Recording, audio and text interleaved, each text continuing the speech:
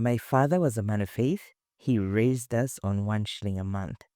Before he eventually became a reverend, he was a houseboy working really hard to make sure that his family succeeded on what was available.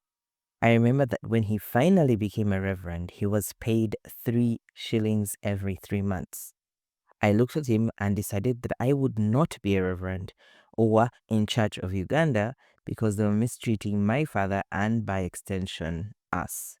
I would see my father leave the home early to go borrow from his parishioners money so that I could go to school. Sometimes he would have school fees but no pocket money, and he would say to me, "Son, we are serving the Lord. So we don't get much money, so you take this money." When he'd tell me we were serving the Lord, I'd say to myself, "What to do? We are serving the Lord."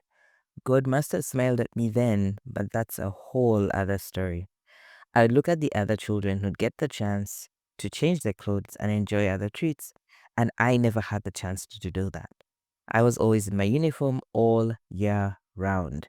At the start of the new year, when I'd get a new uniform, the old uniform would be what I would wear during my downtime.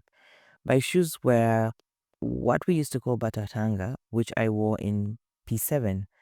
Those shoes were tough and lasted a really, really long time. Today, our family home sits near the land where my father worked as a houseboy. My father sent me to school and I got my first degree at Makerere University.